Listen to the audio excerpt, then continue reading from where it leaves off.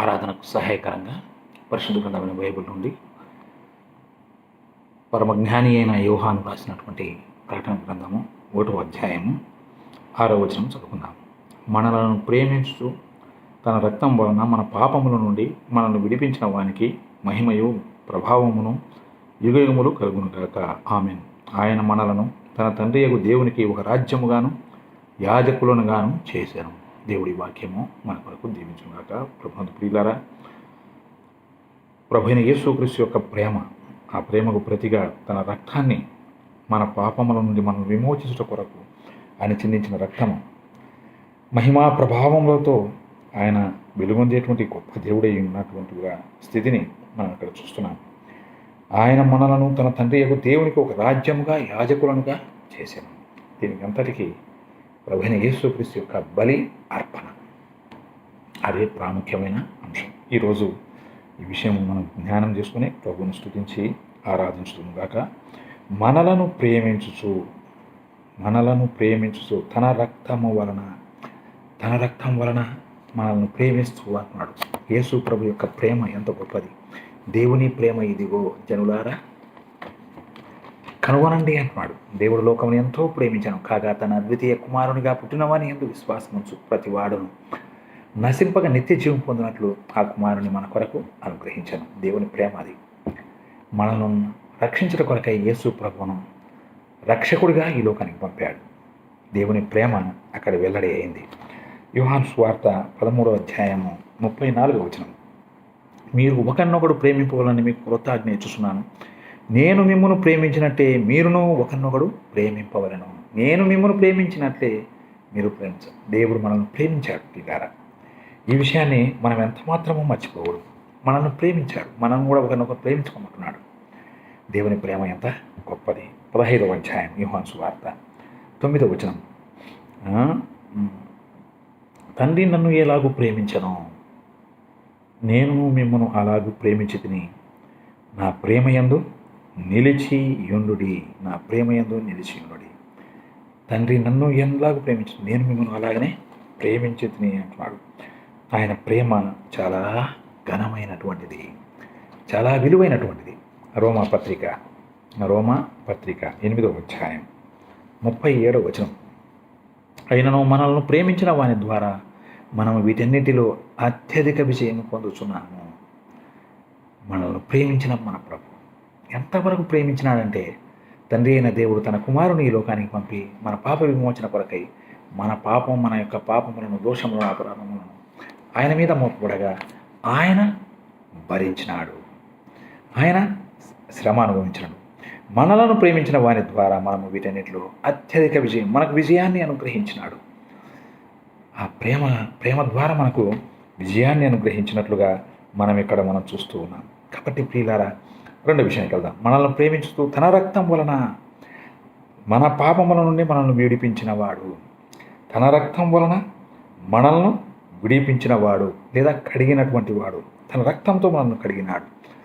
పేతురు రాసిన మొదటి పత్రిక 1వ అధ్యాయము 18-19 వచనాలు, పితృపరంపరమైన మీ వ్యర్థ ప్రవర్తన విడిచిపెట్టినట్లుగా వెండి బంగారముల వంటి క్షయ వస్తువుల చేత మీరు విమోచింపబడలేదు, కానీ అమూల్యమైన రక్తము చేత, అనగా నిర్దోషమును నిష్కలంకమునకు గొర్రె పిల్ల వంటి క్రీస్తు రక్తము చేత మీరు విమోచింపబడితేరని మీరు ఎరుగరా. అమూల్యమైన, నిర్దోషమైన, నిష్కలంకమైన గొర్రె పిల్ల వంటి క్రీస్తు రక్తం చేత మనం విమోచించబడినాం. మన పాపములకు పరిహారం కలిగింది. మీరు మీ అపరాధముల చేత పాపముల చేత చచ్చిన వారై ఉండగా మీరు క్రీస్తు కూడా బ్రతికింపబడినారు అని ఎఫ్సీ పత్రిక 2వ అధ్యాయం 1వ వచనం చూస్తున్నాం.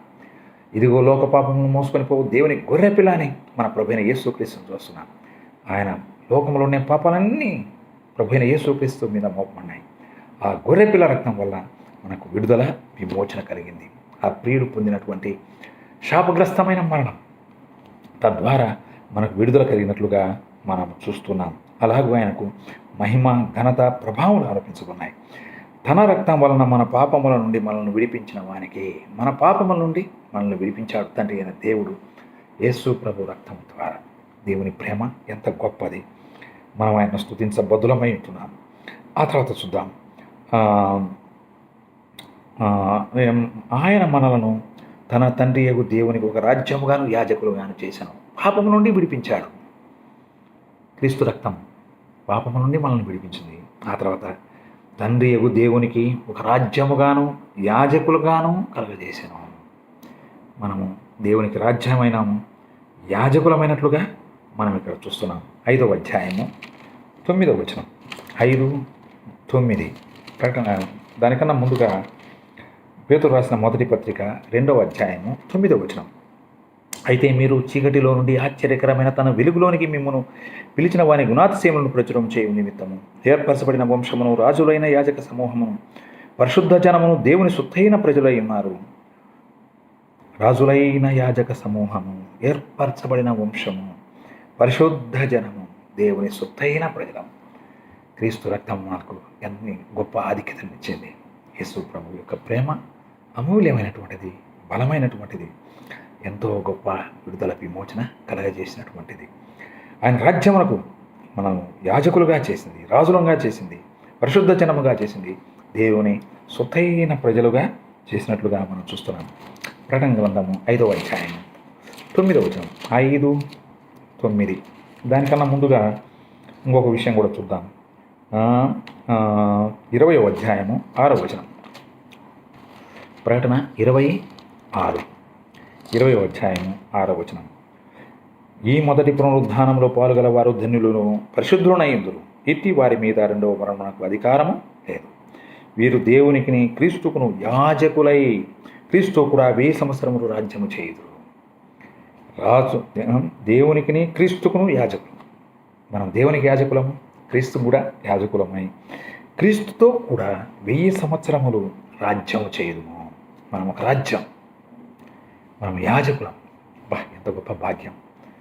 ప్రభుతో కూడా 1000 సంవత్సరాలు పరిపాలన చేసే భాగ్యం ఆయన యందు విశ్వాసం ఉంచడం ద్వారా మనకు కలిగినట్లుగా మనం చూస్తున్నాం. గొప్ప దేవుడు, మన రక్షకుడు, మన విమోచకుడు, మనల్ని రక్షించినటువంటి వాడు, మనల్ని ఆదరించినటువంటి వాడు, మనకు పాపక్షమాపణ కలిగజేసినటువంటి వాడు. ఇప్పుడు ప్రకటన గ్రంథము 5వ అధ్యాయము 9వ వచనం పోదాం. నీవు ఆ గ్రంథము తీసుకొని దాని ముద్రలు విప్పుటకు యోగ్యుడవు. నీవు వధింపబడిన వాడవై నీ రక్తమిచ్చి ప్రతి వంశములోను, ఆయా భాషలు మాట్లాడి వారిలోను, ప్రతి ప్రజలోను, ప్రతి జనములోను దేవుని కొరకు మనుషులు అనుకుని మా దేవునికి వారిని ఒక రాజ్యముగాను యాజకులుగాను చేస్తేవి. దేవునికి ఒక రాజ్యముగా, ఒక యాజకులుగా చేసినాడు. ఎవరు? మన ప్రభువైన యేసుక్రీస్తు వారు. ఏం చేసినాడు ఆయన? దేవుని కొరకు మనుషులను కొన్నాడు. ఆయన మనల్ని కొన్నాడు.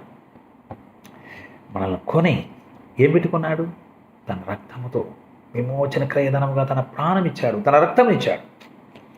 ఈ విషయాన్ని మనం గుర్తుంచుకోవాలి. ఆయన మనల్ని కొని ఆయన యేసు ప్రభు మనల్ని కొన్నాడు. ప్రియులారా, గుర్తుంచుకోండి, మనం విలువబట్టి కొనబడిన వారం. మొదటి కొరింథీ పత్రిక 6వ అధ్యాయము 20వ వచనంలో మాట ఉంది. విలువ పెట్టి కొనబడిన వారు గనక మీరు మీ సొత్తు కాదు. విలువ పెట్టి కొనబడిన వారు గనక మీ దేహములతో దేవుని మహిమపరచుడి. మనం విలువ పెట్టి కొనబడిన వారం.